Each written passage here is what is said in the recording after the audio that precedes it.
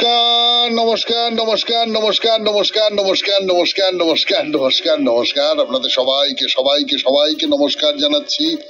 আপনাদের সবাইকে অজস্র শুভকামনা জানাচ্ছি। আপনাদের সবাইকে স্বাগত জানাচ্ছি আজকের এই শরণাগত অনুষ্ঠানে এবং সবাইকে শুভ সকাল জানাচ্ছি। শুভ সকাল, শুভ হোক, শুভ হোক, শুভ হোক, সকলের শুভ হোক, সকলের শুভ হোক। পুরাণ মতে আজকের যে দিনটি তিথি, তাতে শ্রী শ্রী কল্কি দেবের আবির্ভাব সূচিত করছে। কিন্তু সেই কাল্পনিক কথা বাদ দিয়েও বলতে পারি আজকে ৪ঠা ডিসেম্বর নৌসেনা দিবস। আমাদের ভারতবর্ষের স্বাধীনতা রক্ষা করবার জন্য, সার্বভৌমত্ব রক্ষা করবার জন্য যে সমস্ত প্রহরীরা অতন্দ্র প্রহরায় রত, তাদের একটা অংশ নৌসেনা বিভাগ, এবং আজকে দিনটা তাদের নামে উৎসর্গ করা হয়েছে আমাদের দেশে অন্তত। এবারে বেণীমাধবশীলের পঞ্জিকা অনুযায়ী আজকের দিনটার কথা বলি। আজকে 18ই অগ্রহায়ণ 1431, ইংরেজির ৪ঠা ডিসেম্বর 2024, বুধবার। আজ তৃতীয়া। সূর্যোদয়ের সময় সকাল 6:07, সূর্যাস্তের সময় বিকেল 4:48। নক্ষত্র পূর্বাষাঢ়া। আজকে জন্মে ধনুরাশি ক্ষত্রিয় বর্ণ নরগণ। রাত্রি 11:20 গতে মকর রাশি বৈশ্যবর্ণ, মতান্তরে শূদ্রবর্ণ। আমাদের হোয়াটসঅ্যাপে চিঠি পাঠাবার নাম্বার 9831922927। চিঠির গোড়ায় অতি অবশ্যই SG লিখতে হবে। এই হলো আমাদের আজকের দিনটার কথা। এরপর অনুষ্ঠান নিয়ে বলবো, আজকের দিনের অনুষ্ঠান। প্রথমে তো পুরাণ চিরন্তন। পুরাণ চিরন্তনে আপনাদেরই একজনের অনুরোধ মতো বেদ সম্পর্কে কথা বলতে বসেছি। বেশ দীর্ঘদিন ধরে বলছি, আমি জানি না আপনাদের কিরকম লাগছে। তার কারণ বেদ সম্পর্কে যে তথ্যগুলো, সেই তথ্যগুলো তো জটিল, নানান তথ্য আছে। সেই জটিলতা যথাসম্ভব পরিহার করবার চেষ্টা করছি আমি। সব জটিলতার সন্ধান যে আমি দিতে পারবো এমনটাও নয়। তো সেই বেদের কথা আরো কিছু বলবো আজকে পুরাণ চিরন্তনে। তারপরে চলে যাব স্বামী বিবেকানন্দের রচনা থেকে পাঠ। এই পর্বে মানুষের যথার্থ স্বরূপ, তার দ্বিতীয় পর্ব থেকে পড়ে শোনাচ্ছি আপনাদের। আজকেও খানিকটা অংশ পড়ে শোনাবো। তারপর ঠাকুর শ্রী রামকৃষ্ণ পরমহংসদেবের কথামৃত থেকে পাঠ, স্বামী লোকেশ্বরানন্দের রচনা থেকে পাঠ, আপনাদের চিঠিপত্র, এবং শেষে বাইরে দূরে। 92.7 বিগ FM এ এই হলো আজকের শরণাগত অনুষ্ঠানের বিষয়সূচি। এবারে তাহলে একটু গান শুনি, গানের পর বেদের কথা। বেদের যে ঋক, সাম, যজু, অথর্ব, এই 4টে বেদের সম্পর্কে বললাম, তাই নিয়ে একেবারে খুব সংক্ষেপে আপনাদের এই 4টে বেদের কতগুলো বৈশিষ্ট্যের কথা সেগুলো বলে নেব গানের পর। এলাম গানের পর। আমি আপনাদের সৌমিত্র বসু, 92.7 বিগ FM এ শুনছেন আজকের শরণাগত। তো যেটা বলছিলাম যে 4টে বেদের কথা বলেছি আপনাদের। একটা হচ্ছে ঋগ্বেদ, দ্বিতীয় হচ্ছে যজুর্বেদ, তৃতীয় হচ্ছে সামবেদ, এবং চতুর্থ হচ্ছে অথর্ববেদ। অথর্ববেদের আর একটা নাম আছে, সেটা হলো ব্রহ্মবেদ। তো এই ঋগ্বেদে মন্ত্র আছে 10,552টি, সূক্ত আছে 1028টি, মণ্ডল আছে 10টি। যজুর্বেদ ঋগ্বেদের তুলনায় মন্ত্রের সংখ্যা কম। সেখানে মন্ত্র আছে মাত্র, যজুর্বেদে যেখানে 10,000-এর উপর 10,500, প্রায় 552, এখানে আছে 1,975টি মন্ত্র আছে, আর অধ্যায় আছে 40টি। সামবেদে মন্ত্র আছে 1,875টি, আর্চিক আছে 3টি, পূর্বার্চিক, মহানাম্নী আর্চিক এবং উত্তর আর্চিক। আর অথর্ববেদ, যার অন্য নাম ব্রহ্মবেদ, সেখানে মন্ত্র আছে 5,977টি, আর কাণ্ড আছে 20টি। তাহলে এই যে 4টে বেদ, এই 4টে বেদে মন্ত্রের সংখ্যা হচ্ছে 20,379। এবারে বেদের কয়েকটা অংশ নিয়ে 2-4টে কথা আপনাদের শোনাবো। ব্রাহ্মণ, ব্রাহ্মণ খুব ছোট করেই বলবো, বেদের এই যে অংশ যার নাম ব্রাহ্মণ, সেখানে এই যে মন্ত্রগুলো আছে, মন্ত্রদের নানান সেগুলো সম্পর্কে আলোচনা, যজ্ঞে কেমন করে সেই সমস্ত মন্ত্র ব্যবহার করা হবে, মানে যজ্ঞ কেমন ভাবে করা হবে, যজ্ঞের প্রক্রিয়া কি রকম, তাই নিয়ে খুব একেবারে বিস্তৃত বিবরণ দেওয়া রয়েছে। অর্থাৎ প্রায় যজ্ঞ যিনি করতে চাইছেন তিনি এই ব্রাহ্মণ অংশটা দেখে বুঝতে পারবেন যে যজ্ঞ কি কিভাবে করা উচিত না উচিত, মন্ত্রের ব্যবহার, শব্দের ব্যুৎপত্তি, ছন্দ এবং কেমন করে শব্দ উচ্চারণ করা হবে, সেই সমস্ত তার ইতিহাস, এই সবটা নিয়ে আলোচনা করা হয়েছে। একেবারেই গদ্যে আলোচনা করা হয়েছে, মানে এর মধ্যে পদ্যের কোনো ব্যাপার নেই, পুরোটাই গদ্যে আলোচনা করা হচ্ছে। এই ব্রাহ্মণের একটা অংশ আছে, সেই অংশটার নাম হচ্ছে আরণ্যক। এই আরণ্যক নিয়ে কথা বলবার জন্য ফিরে আসছে আপনাদের সৌমিত্র বসু 92.7 বিগ FM এ শরণাগত অনুষ্ঠানে। গানের পর বেদ নিয়ে কথা বলতে বসেছি 92.7 বিগ FM এ শরণাগত অনুষ্ঠানে। গানের পর এবার আরণ্যক নিয়ে কথা বলি। আরণ্যক, অরণ্য, বুঝতেই পাচ্ছেন, অরণ্য বিষয়ক। আরণ্যক নিয়ে তো বিভূতিভূষণের সেই বিখ্যাত উপন্যাস আছে, অরণ্য বিষয়ক। তো এই আরণ্যক হচ্ছে ব্রাহ্মণের একটা অংশ। তা এইরকমের নাম হলো কেন? নাম হলো তার কারণ অরণ্যে বসবাস করেন যে সমস্ত তপস্বীরা, সংসার ত্যাগ করে অরণ্যের মধ্যে বসবাস করেন, অরণ্যের মধ্যে তপস্যা করেন, এইটা তাদের পাঠ্য। বেদের যে জ্ঞান অংশটা, সেই জ্ঞান অংশের আলোচনাটা এইখানে শুরু হয়েছে। অর্থাৎ বেদের যে কর্মকাণ্ড সেইটা আমরা ব্রাহ্মণ অংশে পেয়ে গেলাম, এবার বেদের যে জ্ঞান অংশ সেইটা আরণ্যকে পাবো।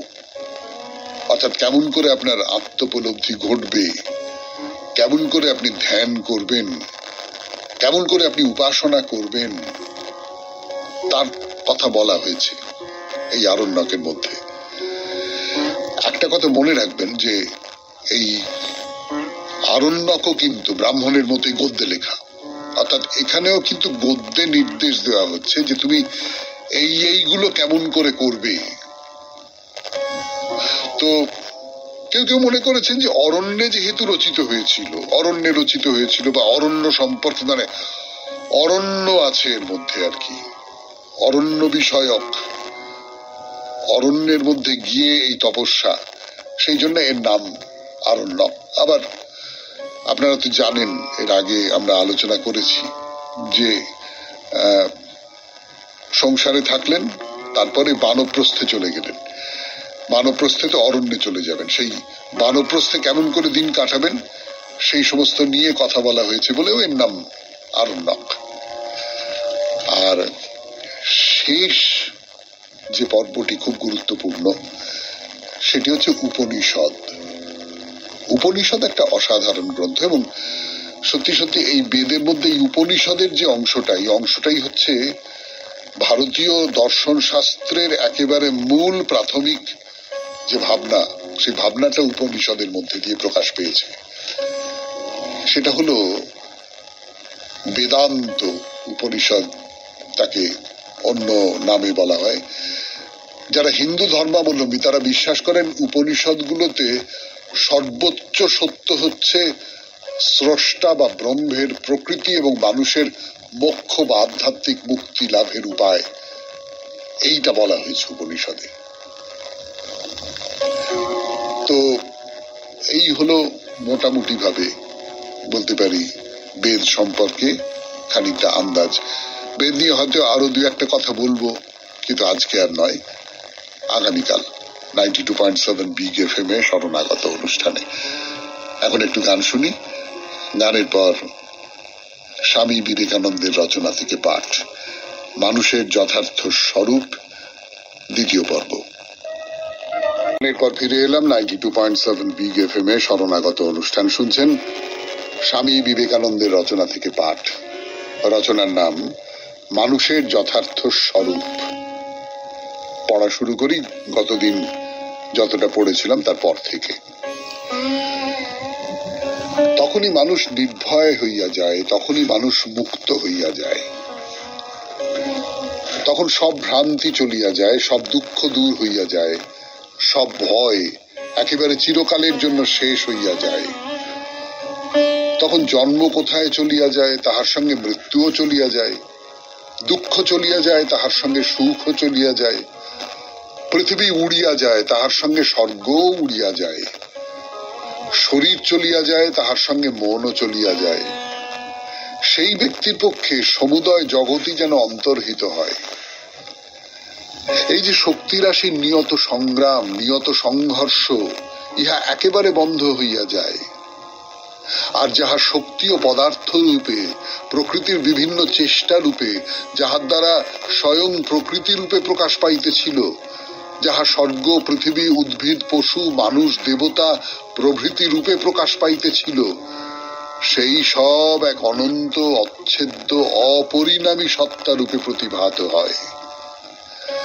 আর জ্ঞানী পুরুষ দেখিতে পান তিনি সেই সত্তার সহিত অভিন্ন। যেমন আকাশে নানা বর্ণের মেঘ আসিয়া খানিকক্ষণ খেলা করিয়া পরে অন্তর্হিত হইয়া যায়, সেই রূপে এই আত্মার সম্মুখে পৃথিবী, স্বর্গ, চন্দ্রলোক, দেবতা, সুখ, দুঃখ প্রভৃতি আসিতেছে, কিন্তু উহারা সেই অনন্ত অপরিণামী নীলবর্ণ আকাশকে আমাদের সম্মুখে রাখিয়া অন্তর্হিত হয়। আকাশ কখনো পরিণাম প্রাপ্ত হয় না, মেঘই কেবল পরিণাম প্রাপ্ত হয়। ভ্রমবশত আমরা মনে করি আমরা অপবিত্র, আমরা শান্ত, আমরা জগৎ হইতে পৃথক। প্রকৃত মানুষ এক অখণ্ড সত্তার স্বরূপ। এখন দুইটি প্রশ্ন দেখা দিতেছে। প্রথমটি এই, অদ্বৈত জ্ঞান উপলব্ধি করা কি সম্ভব? এতক্ষণ পর্যন্ত মতের কথা হইল, কিন্তু অপরোক্ষানুভূতি কি সম্ভব? হ্যাঁ, সম্ভব। পৃথিবীতে এখনো এমন অনেকে আছেন যাহাদের পক্ষে অজ্ঞান চিরকালের জন্য চলিয়া গিয়াছে। তাহারা কি এই প্রকার উপলব্ধির পরক্ষণে মরিয়া যান? আমরা যত শীঘ্র মনে করি তত শীঘ্র নয়। একটি কাষ্ঠদণ্ডে সংযোজিত দুইটি চাকা একত্র চলিতেছে। যদি আমি একখানি চাকা ধরিয়া সংযোজক কাষ্ঠখণ্ডটি কাটিয়া ফেলি, তবে আমি যে চাকাখানা ধরিয়াছি তাহা থামিয়া যাইবে, কিন্তু অপর চাকার উপর পূর্বার্জিত গতিবেগ রহিয়াছে, সুতরাং উহা কিছুক্ষণ গিয়া তবে পড়িয়া যাইবে। পূর্ণ শুদ্ধস্বরূপ আত্মা যেন একখানি চাকা, আর শরীর মন রূপ ভ্রান্তি আরেকটি চাকা, কর্মরূপ কাষ্ঠখণ্ড দ্বারা যোজিত। জ্ঞানই সেই কুঠার যাহা ওই দুইটির সংযোগ দণ্ড ছিন্ন করিয়া দেয়। যখন আত্মারূপ চাকা থামিয়া যাইবে, তখন আত্মা আসিতেছেন, যাইতেছেন, অথবা তাহার জন্ম মৃত্যু হইতেছে, এ সকল অজ্ঞানের ভাব পরিত্যক্ত হইবে। আর প্রকৃতির সহিত তাহার মিলিত ভাব, অভাব, বাসনা সব চলিয়া যাইবে। তখন আত্মা দেখিতে পাইবেন তিনি পূর্ণ, বাসনা রহিত। কিন্তু শরীর, মন রূপ অপর চাকার প্রাক্তন কর্মের বেগ থাকিবে। সুতরাং যতদিন না এই প্রাক্তন কর্মের বেগ একেবারে নিবৃত্ত হয়, ততদিন উহারা থাকিবে। ওই বেগ নিবৃত্ত হইলে শরীর মনের পতন হইবে, তখন আত্মা মুক্ত হইবেন। তখন আর স্বর্গে যাওয়া বা স্বর্গ হইতে পৃথিবীতে ফিরিয়া আসা নাই, এমনকি ব্রহ্মলোকে গমন পর্যন্ত নাই। কারণ তিনি কোথা হইতে আসিবেন, কোথায় বা যাইবেন?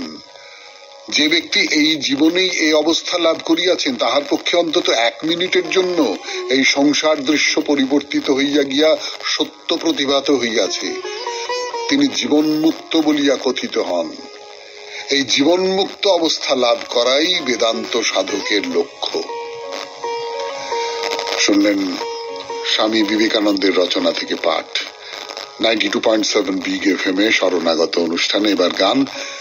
গানের পর ঠাকুর শ্রী রামকৃষ্ণ পরমহংসদেবের কথামৃত। আমি আছি আপনাদের সঙ্গে, আপনাদের সৌমিত্র বসু। 92.7 বিগ এফএম এ শরণাগত অনুষ্ঠানে এখন কথা অমৃত থেকে পড়ে শোনাবো আপনাদের। আমি আছি আপনাদের সঙ্গে, আপনাদের সৌমিত্র বসু। কথা অমৃত থেকে পড়বার আগে একটা কথা বলতে ইচ্ছে করছে আপনাদের। সেটা হচ্ছে ঠাকুর তো অবতার, আমরা জানি ঠাকুর একেবারেই স্বয়ং ঈশ্বর। ঈশ্বর মানব দেহ ধারণ করে এই পৃথিবীতে এসেছেন এবং মানব দেহ ধারণ করার ফলে এবং অন্য আরো নানান কারণে, নানান পাপকে ধারণ করার ফলেই ভক্তরা মনে করেন তার ভেতরে অসুখ দেখা দিয়েছে, দুরারোগ্য অসুখ দেখা দিয়েছে, এই দেহ ছেড়ে যাবার একটা উপলক্ষ তৈরি হয়েছে তার ভেতরে। তার প্রসঙ্গেও আসবো আজকে, নিশ্চয়ই আসবো। কিন্তু এই যে মানব দেহ ধারণ করলে তার কতগুলো শর্ত আছে, তো সেটা কেবলমাত্র দেহের শর্ত নয়, সেটা বুদ্ধি বিবেচনার শর্ত, কাণ্ডজ্ঞানের শর্ত। কেন বলছি এই কথা? ঠাকুর কিন্তু মা শারদাকে, মা শারদার কথা শুনবো আজকে আমরা, স্বামী লোকেশ্বরানন্দের রচনা থেকে পাঠ এই পর্বে। তো মা শারদাকে ঠাকুর কিন্তু ধরে ধরে ধরে ধরে সংসার জীবনের কথা, সাংসারিকতার কথা, সাংসারিক যে হিসেব নিকেশের কথা, তার যে কাণ্ডজ্ঞানের কথা, সেই সমস্তগুলো শিখিয়েছিলেন কিন্তু।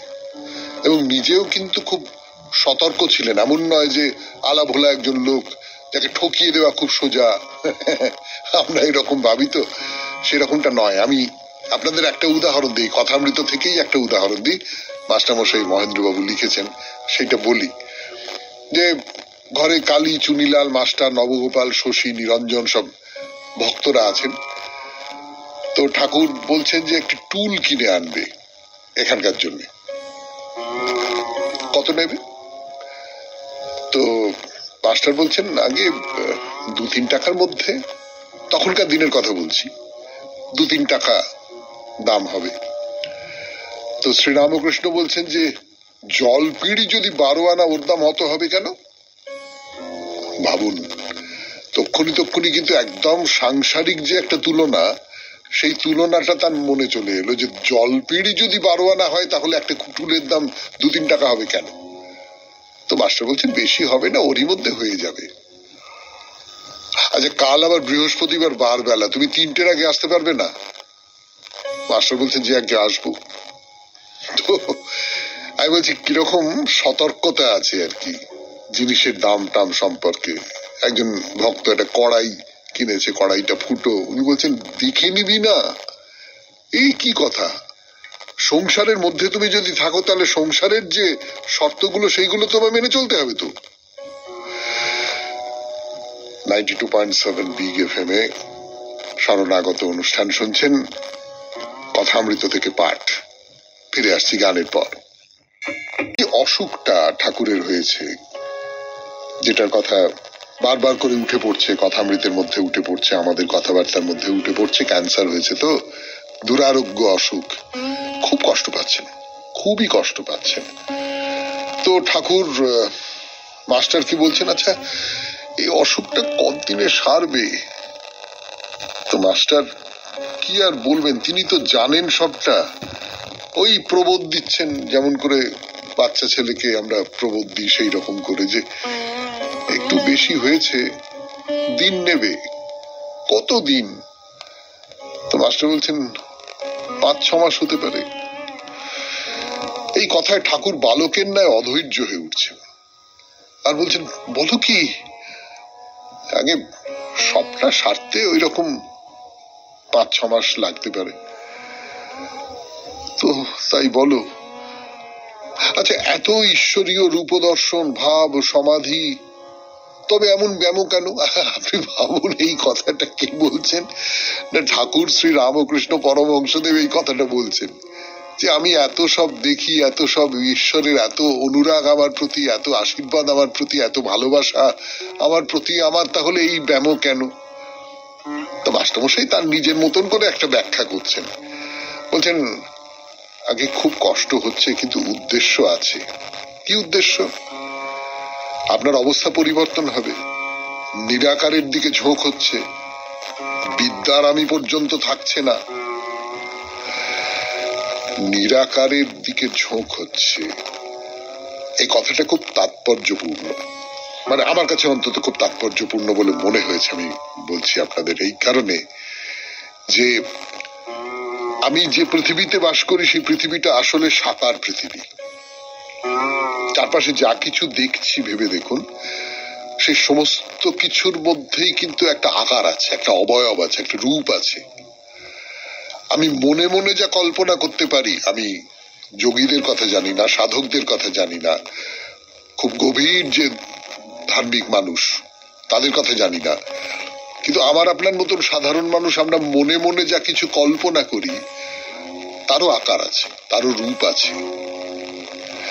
এই রূপ থেকে অরূপের দিকে চলে যাওয়া, এই আকার থেকে নিরাকারের দিকে চলে যাওয়া, আমি যখন অসুস্থ হয়ে পড়ছি, আমি যখন কষ্ট পাচ্ছি, তখন এই যে চারপাশের যে বাস্তব পৃথিবী এইটা আস্তে আস্তে মুছে যাচ্ছে আমার চারপাশ থেকে, এবং যদি শেষ পর্যন্ত ভাবি তাহলে মৃত্যু তো সেই নিরাকারের দিকেই আমাকে নিয়ে যাচ্ছে। হয়তো মাস্টারমশাই তার ইঙ্গিত করতে চাইছেন, আমি জানি না। আজকের মতো কথামৃত থেকে পাঠ এখানেই শেষ হলো। এরপর একটু গান শুনি, গানের পর স্বামী লোকেশ্বরানন্দজির রচনা থেকে পাঠ, এক নিরভিমান নারীর কাহিনী। স্বামী লোকেশ্বরানন্দজির যে বইটি থেকে এই প্রবন্ধ পাঠ করছি, একজন শ্রোতা জানতে চেয়েছেন যে কোন বই থেকে এই লেখাগুলি পাঠ করি। বইটির নাম হচ্ছে বাস্তব জীবনে আধ্যাত্মিকতা, স্বামী লোকেশ্বরানন্দ, তার রচনা। উদ্বোধন কার্যালয়ে আপনি পেয়ে যাবেন, উদ্বোধনের যে বইয়ের স্টল আছে মায়ের বাড়ির কাছেই, সেখান থেকে আপনি পেয়ে যাবেন নিশ্চিত। তাহলে গানের পর এক নিরভিমান নারীর কাহিনী। আমি আছি আপনাদের সঙ্গে, আপনাদের সৌমিত্র বসু। নিরভিমান নারীর কাহিনী স্বামী লোকেশ্বরানন্দজি লিখছেন সারদা দেবী সম্পর্কে। সারদা দেবীর জন্ম হয়েছিল অজ পাড়া গায়ে, যেখানে দারিদ্র, অশিক্ষা ও কুসংস্কার জনিত নানাবিধ অসুবিধা ছিল। কিন্তু তা সত্ত্বেও তার মধ্যে যেসব আধ্যাত্মিক গুণের প্রকাশ ঘটেছিল তা কেবল বিশ্বের মহত্তম পুণ্যাত্মাদের ভিতরেই চোখে পড়ে। তার জীবনে প্রতিকূলতা কিছু কম ছিল না, কিন্তু প্রশান্ত চিত্তে সেসব পরিস্থিতির মুখোমুখি হয়েছেন তিনি। এসব ক্ষেত্রে প্রায়ই তার মুখে অবজ্ঞাসূচক একটা হাসি ফুটে উঠত, যার অর্থ ওগুলি তুচ্ছ এবং সেই কারণেই উপেক্ষণীয়। পরবর্তী জীবনে যখন হাজার হাজার ভক্ত তাকে পুজো করেছেন, তখনও তিনি তেমনি প্রশান্ত। তার ব্যক্তিত্বের এই নীরব শান্ত মাধুর্য ভগিনী নিবেদিতাকে এতটাই অবাক করেছে যে তার বর্ণনা দিতে গিয়ে তিনি বিহ্বল হয়ে পড়েছেন। তিনি লিখেছেন, তার সারদা দেবীর জীবন যেন এক দীর্ঘ নীরব প্রার্থনা। তার মনে হয়েছে এর চেয়ে ভালোভাবে সারদা দেবীকে বর্ণনা করা যায় না। তাই যখন দেখি এই তীক্ষ্ণ বুদ্ধি সম্পন্না পাশ্চাত্যের নারী নিরক্ষর সারদা দেবীকে চিঠি লিখতে গিয়ে নিজেকে খুকি বলে উল্লেখ করছেন, তখন আর আশ্চর্য হই না। সারদা দেবী ঈশ্বর দর্শন করেছিলেন, তাই তিনি যা বলতেন বা যা করতেন সব ঠিক ঠিক হতো। সত্য কি, সত্য কোথায় তা বুঝতে তাকে আর পাঁচজনের মতো পুঁথিগত বিদ্যের সাহায্য নিতে হয়নি। শ্রীরামকৃষ্ণের সহধর্মিনী বলে নয়, নিজ গুণেই সারদা দেবী মহীয়সী ছিলেন। শ্রীরামকৃষ্ণের ত্যাগ সর্বজন বিদিত, কিন্তু এ ব্যাপারে সারদা দেবীও কিছু কম ছিলেন না। স্বামীর দেহ রক্ষার পর তিনি যখন কামারপুকুর চলে গেলেন, তখন তার জীবনের এক মহা সংকট কাল। নিঃসঙ্গ, নিঃসন্তান, সহায় সম্বলহীন গ্রাম্য বিধবা। কোনো মতে হয়তো একবেলা খাওয়া জুটত, তার উপর ছিল রক্ষণশীল সমাজের হাজার দাবি ও উৎপাত। অন্য কোনো দুর্বল চিত্ত মহিলা হলে জীবন দুর্বহ হয়ে উঠত, কিন্তু সারদা দেবী তা নিয়ে কখনো অভিযোগ করেননি। এর থেকেও বিস্ময়কর ঘটনা হলো, তার এই দুরবস্থার কথা তিনি শ্রীরামকৃষ্ণের ভক্তদের জানাতে পারতেন, কিন্তু জানাননি। নীরব প্রার্থনার মধ্য দিয়েই দিনাতিপাত করেছেন। তার কেবল একটাই দুশ্চিন্তা ছিল, শ্রীরামকৃষ্ণের জীবন ব্রত যেন ব্যর্থ হয়ে না যায়। তিনি জানতেন শ্রীরামকৃষ্ণ কেন এসেছিলেন। স্বামী বিবেকানন্দের পাশ্চাত্যে যাওয়ার ঘটনার মধ্যে তিনি সেই ব্রত উদযাপনের শুভ সংকেত দেখেছিলেন। তাই স্বামীজি যখন তার অনুমতি চেয়ে চিঠি লিখলেন, তিনি কাল বিলম্ব না করে তার সম্মতি জানিয়েছিলেন, এই বলে যে এই যাওয়ার ফলে তার শ্রীরামকৃষ্ণের অনেক কাজ হবে। বাস্তবিক কি দূরদৃষ্টি তার! স্বদেশে এবং বিদেশে আজ যে সুবিস্তৃত রামকৃষ্ণ ভাবান্দোলন গড়ে উঠেছে, স্বামীজির ওই যাত্রার মধ্য দিয়েই যেন তা শুরু হলো। পরবর্তীকালে তার সাফল্যের কথা বলতে গিয়ে স্বামীজি বলতেন, সারদা দেবীর অকুণ্ঠ আশীর্বাদ ও প্রেরণার ফলেই সব সম্ভব হয়েছে। তিনি তাকে জ্যান্ত দুর্গা বলে বর্ণনা করেছেন। সকলের পূজা ও শ্রদ্ধার পাত্রী হয়েও সারদা দেবী কখনো রামকৃষ্ণ মিশনের কাজে হস্তক্ষেপ করতেন না, কিন্তু তার জীবন ও চরিত্রের মাধ্যমে মিশনের কাজকর্মের আধ্যাত্মিক সুর এক উঁচু মাত্রায় বেঁধে দিয়েছিলেন, যা আজও অক্ষুণ্ণ আছে। তিনি ভালো মন্দ নির্বিশেষে সকলের মা বলে নিজেই পরিচয় দিতেন। এটি তার কথার কথা ছিল না। তার মাতৃহৃদয়ের অপার স্নেহ জাতি বর্ণ ধর্মের সব গণ্ডি এমন ভাবে ভেঙে দিয়েছিল যে গোঁড়া সমাজপতিরা ভ্রুকুঞ্চন করতে শুরু করেছিলেন। যতদিন গেছে অধ্যাত্ম পিপাসুরা পথ নির্দেশ পেতে দলে দলে তার কাছে ছুটে এসেছেন। এক সময় এমন হতো যে ভিড় সামলাতে সেবকরা হিমশিম খেতেন। ভক্তরা এসে এমন ভাবে তার স্তুতি করতেন যা দেবদেবীর উদ্দেশ্যেই শুধু করা হয়ে থাকে, কিন্তু সে অবস্থাতেও দেখা যেত তিনি শান্ত, অনাসক্ত এবং নির্বিকার।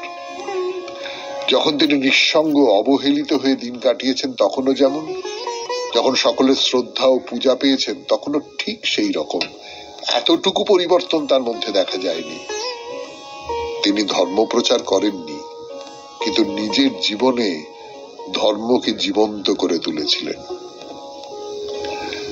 শুনলেন বাস্তব জীবনে আধ্যাত্মিকতা এই গ্রন্থ থেকে মা শারদামণির কথা। স্বামী লোকেশ্বরানন্দ লিখেছেন এক নিরভিমান নারীর কাহিনী। এরপর গানের পর আপনাদের চিঠি। আমি আছি আপনাদের সঙ্গে, আপনাদের সৌমিত্র বসু।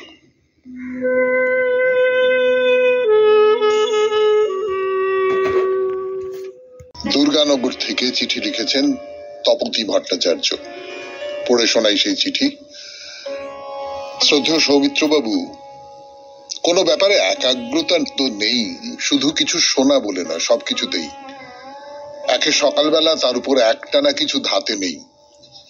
গল্পগুলো যে বলেন বা অন্য কিছু, এবং আপনি বলে নয়, যে কেউ পড়লে বা বললে সবটুকু মন দিয়ে শুনলে তো অবশ্যই ছুঁয়ে গেলেও কিছু না কিছু দাগ কাটে। বালি সুগ্রীবকে ভালো কে মন্দ বলছি না, রামচন্দ্রের মতো কে ধর্ম মেনেছেন সেটাও বিবেচ্য বটে, আমার নয়ও। আমাদের সাধারণ মানুষের কথা বাদই দিলাম। জেনে না জেনে কি করেছি বলে লাভ নেই। বালির মুখে ওই যে এক পক্ষ দেখে শুনে বিচার করতে নেই, যেমন আমার হয় না। উইটনেস আজ থেকে 40 বছর আগে দাদাদের মুখে শুনেছিলাম ব্যাংক অ্যাকাউন্ট খুলতে নাকি প্রয়োজন। ভাবতাম নিজের টাকা সাক্ষী আবার কি। আজ এই বুড়ো বয়সে বুঝি সত্যি খুব প্রয়োজন। কেউ অবশ্য আজকের দিনে নীল ব্যাংক অ্যাকাউন্ট বাদে তাও অগত্যা এবং খুবই পরিচিত হতে হয়। বাবা মার কাছে অবিশ্বাস্য একঘেয়ে হতে হয়। দুনিয়ার নিয়ম কানুন এমন না হলে ঘটনাগুলো তো ঘটতো না। কত বিজ্ঞানী, দার্শনিক, বিপ্লবী সত্যি নির্দোষ এক পক্ষ, সাক্ষীর অভাবে কেউ সাহস করে পাশে দাঁড়ায়নি বলে অবিচার হয়েছে যুগ যুগ। কত রাস্তাঘাটে দুপক্ষ শুনেও তেমন বুদ্ধিসম্পন্ন সাহস দেখিয়ে এগিয়ে যায় না, বরং যাদের যা কিছু খোয়া যাক বা প্রাণের ভয় নেই তারা হাতে গোনা এগিয়ে যায়। সমাধান হলে জয় জয়কার, না হলে বেবোধ সর্বত্র। এখন গরম জলে পা দিলে নির্ঘাত পাগল, কে ওর কথা শোনে? পুরাণের গল্প লেখা একরকম, আপনারা বলেন এক ভেবে।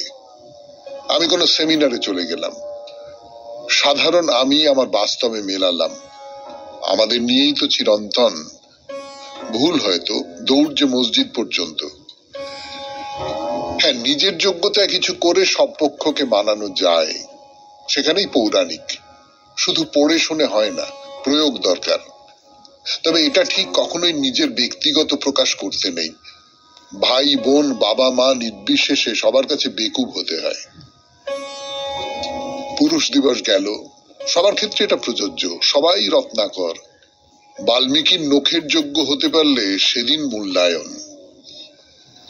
কজন আর প্রকৃতির মতো এক পক্ষ হয়েও পাল্টা জবাব দিতে পারে?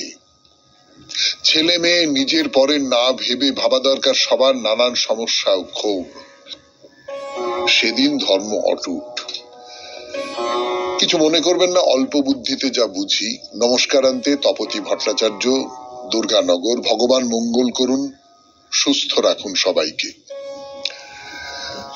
তপতি দেবী এই যে শেষ কথাটি বলেছেন, এইটি হলো আসল কথা। ভগবান মঙ্গল করুন, সুস্থ রাখুন সবাইকে। আপনি পুরাণের কাহিনীগুলো থেকে নিজের মতন করে যেভাবে সাজিয়েছেন, আপনার নিজের জীবন বোধকে যেভাবে মিলিয়ে দিয়েছেন, সেটা সত্যি খুব ভালো লাগলো। অনেক ধন্যবাদ আপনাকে। এরপর বাইরে দূরে 92.7 বিগ এফএম এ শরণাগত অনুষ্ঠানে রাজস্থানের পর্ব শেষ। এইবারে গুজরাট। ফিরে আসছি গানের পর। শেষ কথা শুরু। শেষ হলো রাজস্থানের কথা, বা শেষ হয়েছে গতদিন রাজস্থানের কথা। ঠিক ঠিক করে বলতে গেলে সেটাই বলতে হবে। এইবারে তাহলে আরেকটু নেমে আসি ওই সমুদ্রের ধার ধরে ধরে ধরে ধরে আরেকটু নেমে এসে গুজরাটের দুর্গা মন্দির দর্শন করব আমরা। গুজরাট যদি জিজ্ঞেস করি, আচ্ছা গুজরাট বলে কোন কথাটা আপনার মনের মধ্যে জাগে? না, প্রশাসনিক দিক থেকে, রাজনৈতিক দিক থেকে তো জাগেই। আমাদের প্রধানমন্ত্রী গুজরাটের মানুষ, সেই কথাটা তো জাগতেই পারে, জায়গাটা খুব স্বাভাবিক। কিন্তু তার বাইরে গুজরাট বললে প্রথমেই গির অরণ্যের কথা মনে পড়ে না? গির অরণ্য সিংহের জন্য বিখ্যাত। হ্যাঁ, আমি এই কথাটা বললাম তার কারণ এই নয় যে একমাত্র গির অরণ্যই গুজরাট, বা গুজরাট বললে প্রথমে গির অরণ্যের কথাই মনে পড়বে। তার কারণ গুজরাটে সত্যি সত্যি অনেক মন্দির আছে, অসাধারণ সব মন্দির আছে। কৃষ্ণের মন্দির আছে, দেখবার মতন জায়গা। মানে আমরা যারা শরণাগত বাইরে দূরের লোক, তাদের পক্ষে তো দেখবার মতন জায়গা। কিন্তু গির অরণ্যের কথাটা বললাম অন্য একটা, বলতে পারেন একটু চপল কথা থেকে। সেটা হচ্ছে, ম্যাপে যদি গুজরাটকে দেখেন তাহলে মনে হবে না যে সমুদ্রের ধারের যে অংশটা, সেইটা যেন একটা সিংহ মুখোপাধ্যান করে আছে। হ্যাঁ, সমুদ্রের দিকে তাকিয়ে যেন একটা সিংহ হাঁ করে আছে, গিলে নেবে বলে। এরকম একটা মনে হয় না? তো এই কথাটাও আমি বাইরে দূরের সঙ্গে বা মা দুর্গার সঙ্গে মিলিয়ে দিতে চাই। তার কারণ সিংহ তো মা দুর্গার বাহন। গুজরাটের এই যে সিংহ, ম্যাপের যে সিংহ, তাকেও প্রায় মা দুর্গার বাহন বলে মনে করতে ইচ্ছে করে। তো যাই হোক, এবার তাহলে চলুন গুজরাটের কোন দুর্গা মন্দির খুঁজে বার করা যাক। গুজরাটের যে মন্দিরটার কথা বলবো আপনাদের, নানান দিক থেকেই সেটা অসাধারণ মন্দির। অসাধারণ। এই অসাধারণ মন্দির কথাটা কেন বলছি, তাই নিয়ে কথা বলবার জন্য ফিরে আসছে আপনাদের সৌমিত্র বসু 92.7 বিগ এফএম এ শরণাগত অনুষ্ঠানে গানের পর। খবরটা শুনেছো তো? যা বলছিলাম আপনাদের, যে গুজরাটে এইবারে যে মন্দিরটি আমরা দেখব, মা দুর্গার মন্দির, অম্বাজির মন্দির, সেই মন্দিরটা অসাধারণ মন্দির। এখন এই সূত্র ধরে একটা কথা বলি আপনাদের। আমরা যারা গোটা ভারত জুড়ে নানান রকমের মন্দির দেখে বেড়াচ্ছি, সে শুধু দুর্গা মন্দির নয়, নানান ধরনের মন্দির, একেবারে কাশ্মীর থেকে কন্যাকুমারিকা পর্যন্ত আমাদের ঘুরে যাওয়া হয়ে গেছে, ঘুরে আসা হয়ে গেছে, অনেক মন্দির দেখেছি। তো আমাদের কাছে তিনটে কারণে মন্দির খুব গুরুত্বপূর্ণ হয়ে ওঠে, বা ভালো বাংলায় যাকে বলে স্মৃতিধার্য হয়ে ওঠে, মনের মধ্যে থেকে যায়। একটা হলো তার মাহাত্ম্যের কারণে, সেই মন্দিরের সঙ্গে কোনো একটা মাহাত্ম্য যুক্ত হয়ে আছে, সেই দেবদেবীর সঙ্গে কোনো একটা মাহাত্ম্য যুক্ত হয়ে আছে, কোনো একটা কাহিনী যুক্ত হয়ে আছে, এইরকম, সেটা একটা কারণ। আর একটা কারণ হচ্ছে তার সৌন্দর্যের কারণে, মন্দিরটা খুব সুন্দর দেখতে। আর তৃতীয় যে কারণ সেটা হচ্ছে যে মন্দিরটা যে প্রাকৃতিক পরিবেশের মধ্যে রয়েছে তাই দেখে আমাদের খুব ভালো লাগে, তাই দেখে আমাদের যাকে বলে তাক লেগে যায়। মানে চারপাশে যদি সৌন্দর্যের বিপুল সম্ভার থাকে তাহলে তো আপনা থেকেই মন ভক্তিতে আনত হয়ে যায়। তখন সেই মন্দির আমাদের চিন্তায়, আমাদের চেতনায় খুব গুরুত্বপূর্ণ হয়ে ওঠে। তো আমরা এখন গুজরাটের যে মন্দিরটি দর্শন করবার জন্য এসেছি সেই মন্দিরের নাম হলো আরাসুরি আম্বাজির মন্দির। আরাসুরি আম্বাজির মন্দির। এই আরাসুরি বা আরাসুরা এটা একটা পর্বতমালার নাম। নামটা শুনলে একটু অসুর অসুর মনে হতে পারে, অরাসুর এইরকম মনে হতে পারে, কিন্তু সত্যি সত্যি এই পাহাড়ের সঙ্গে কোন রকম আসুরিক ব্যাপারের সম্পর্ক আছে কিনা আপনাদের সৌমিত্র বসু তা বলতে পারবে না।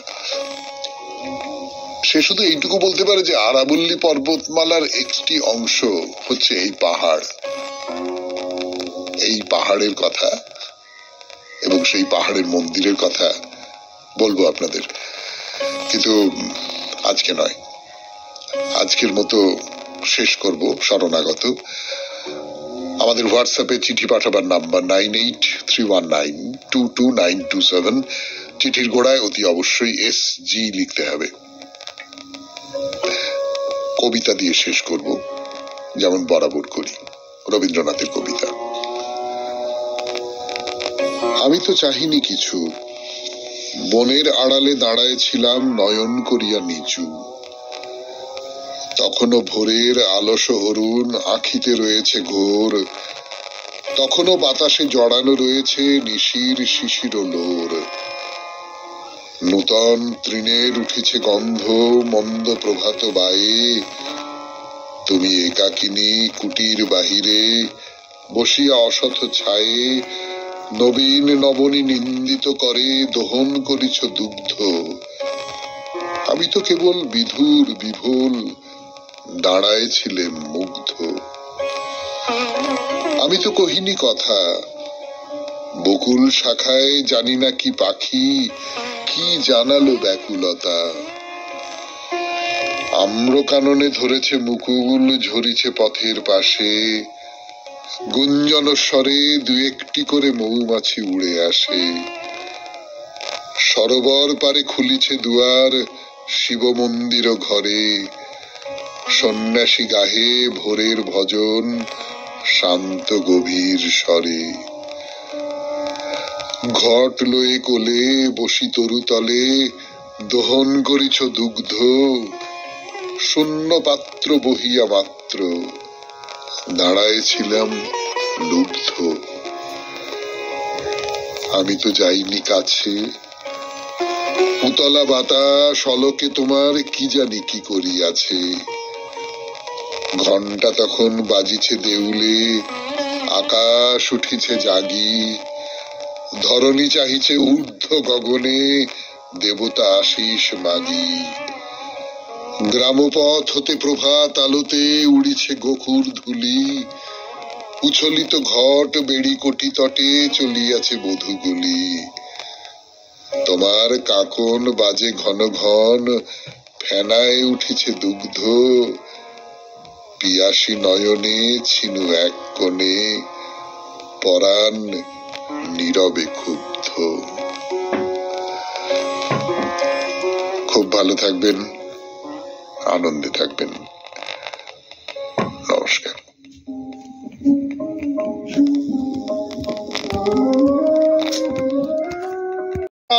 নমস্কার নমস্কার নমস্কার নমস্কার নমস্কার নমস্কার নমস্কার নমস্কার নমস্কার। আপনাদের সবাইকে সবাইকে সবাইকে নমস্কার জানাচ্ছি।